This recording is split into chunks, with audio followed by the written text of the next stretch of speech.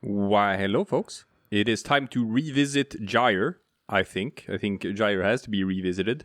Because, unless you've been living under a rock or something, I put out a hit piece on Gyre, as it were, by making a video pointing out how her number 4 ability was bugged. I'm sure there were other people who noticed this as well, but I made a video about it. And very shortly after, this got fixed, so you can no longer do these kind of stupid sort of Tesla coil things where you're just frying everything on the map with billions of electricity procs per second, because that was not the way this ability was supposed to work. It almost like steamrolled my computer. Just like I could feel my computer being close to crashing at times from these effects. So clearly, this was not intended, and I figure you could probably grief people with this as well in public games and making other people's computers crash. So yeah, the bug needed to be fixed. That much is certain. Now the problem is, without that bugged number 4 ability, unfortunately, Gyre is in a much worse spot than she was in before. As she was kind of carried by that bug, and without that bug, she's got some issues, particularly with survivability, but also with certain types of damage. So now that her number 4 ability works on the way it's supposed to, it can only proc once per second. Now, I'm going to increase the crit chance because it procs when she crits. So if I activate number 3 ability, then her abilities can crit. So you see these zaps from the sky here? These little purple zaps here? That's the ability that was bugged. It was supposed to only happen once per second.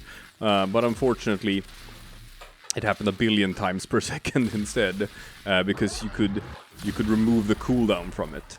As you can see though, the way it works now, once per second, and it gives off these little zaps that arc between enemies.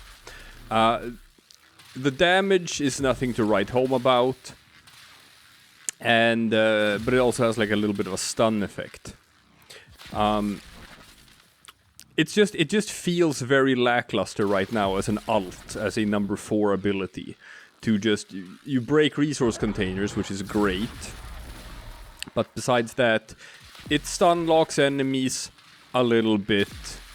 And it does a little bit of electricity damage and puts some electricity procs on enemies. Which helps her other abilities. She has her passive that increases crit chance on enemies based on how many electricity procs they have on them. So it's kind of like a primer now, where having this active is just going to put electricity procs on everything around you.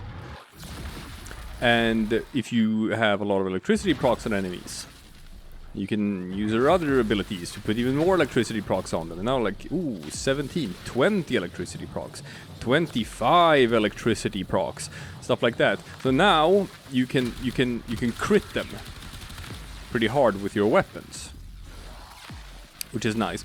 But that just means that her abilities are a primer for your gun. And I've seen people talk about Gyre now post bug fix, that like that's what they use her for. They use her abilities as a primer for their crit based weapons, which is a bit unfortunate, I feel, because that basically just makes Gyre Mirage, right? Because that's what Mirage does. She also just uses her abilities as a primer. So she has her number 3 ability, Eclipse, increases her damage. She has her number 1 ability, her Hall of Mirrors, which also increases her weapon damage. When you have those active, then you can do your big stupid damage numbers with your weapons. Of course, this is like with less setup than Gyre. It's easier to get the big damage numbers with Mirage. And And Mirage number 1 ability also gives her some survivability. And her number 3 ability also gives her some survivability. And if you want to, I mean, you can go crazy with her Gyre ball as well, and with the augment, and you can do some wacky stuff with that too. So it feels a bit lackluster if Gyre is just sort of relegated to being an inferior version of Mirage. So what you kind of want her abilities to take center stage and not just be a primer for her weapons. But everything isn't all bad with Gyre. A lot of it comes down to just the testing environment. Here, I'll show you. Because normally people like just throw up their corrupted heavy gunners or whatever to test if you're a damage dealer or whatnot. But say you take something else. Say you take like 20 Corpus Tech that are level 190, right? Say you have that as your...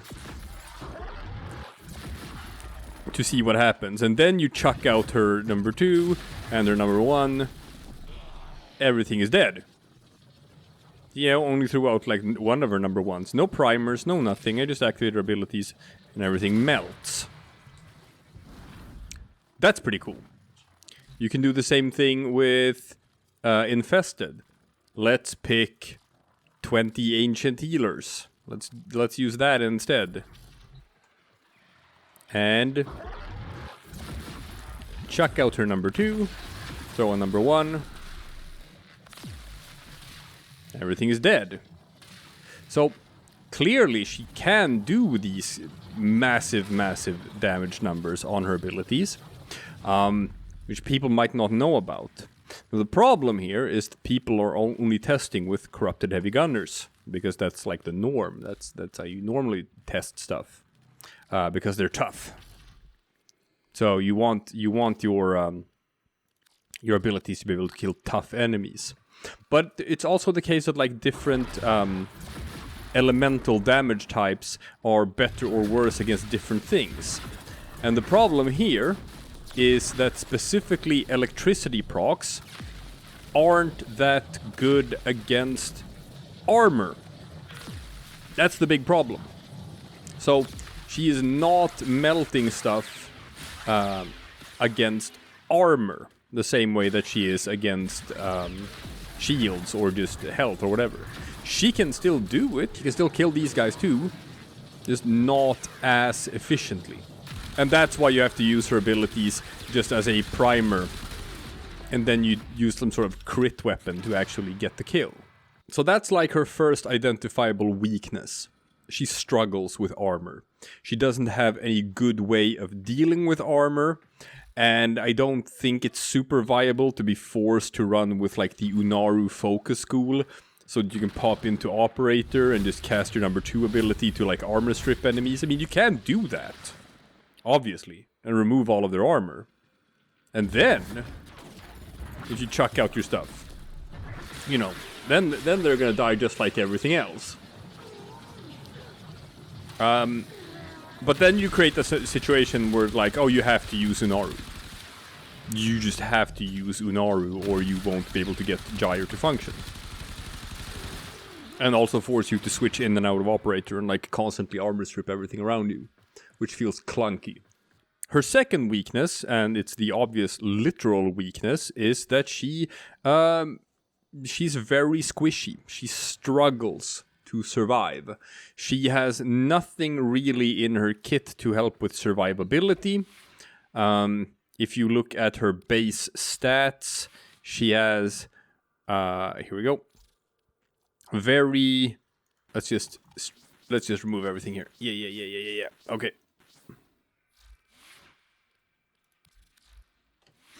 Uh, 100 armor, base armor, super low. Health, base value 300, it's very low. Shields are pretty high, but surviving through shields is usually not a viable option on any sort of like higher level. So her base stats aren't tanky at all. And then when it comes to her abilities, this is a damaging ability. This is a grouping ability. This increases your crit chance and your energy regen. And this ability stuns enemies around you. nothing here to actually increase survivability outside of what it says in the tooltips, which is here. Yeah, she's good at crowd control because she stuns enemies with electricity procs. Use abilities strategically to protect yourself by keeping enemies locked down. That's the idea. The idea is that she is supposed to survive through stun locking enemies. That's it. She's supposed to just do electricity procs, electricity procs, electricity procs, and keep everything around her stun locked. Now the problem here, of course, is that this doesn't work in practice. I mean, sure, you can keep some enemies locked up with her number 2 ability, and then her number 1 ability can keep some enemies locked up.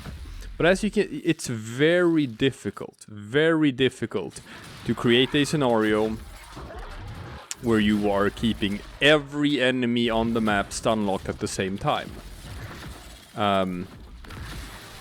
It's gonna be hard, even with her number 4 and her number 3 and her number 1, and you keep on doing it, and you try as you might to just keep everything around you stun locked by just throwing out new stuff all the time. You'll see that like stuff is getting through. Currently I'm only surviving for a couple of seconds thanks to Arcane Grace just healing me, but it doesn't work.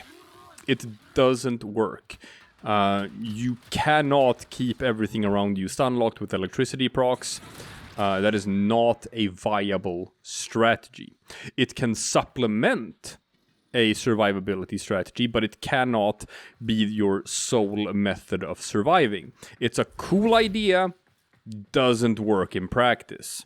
Straight up, it just does not. So she needs something more. Now, I'm kind of fine with the idea of Warframes being specialized. I'm kind of fine with the idea of Warframes having weaknesses. One good example is Hildryn is notoriously bad at fighting against Infested, because Hildryn's number 2 ability, her Pillage, requires you to be able to drain shields and armor from enemies. But Infested don't have shields or armor, so her ability number 2, their Pillage, just doesn't work against them, and she can't refill her shields against Infested. That's interesting. I kind of like that idea of like just certain enemy types is not this Warframe's forte. Pick something else for that. So the idea of having a Warframe that works very well against, for example, with Gyre, Infested, and Corpus, but works less good against Grineer and Corrupted. On paper, that's fine. I don't mind that. There are other Warframes like that too. For example, Equinox, who also does not really have any good ways of dealing with armor. So you're forced to like think outside the box to fight against armored units. The problem is when the weaknesses start to stack up and there's like too many weaknesses at the same time. And that's where it's getting hard and hard to make the Warframe actually viable for play. Because otherwise you just pick something that doesn't have those weaknesses. So the fact that Gyre can't deal with armor, I think I'm okay with that.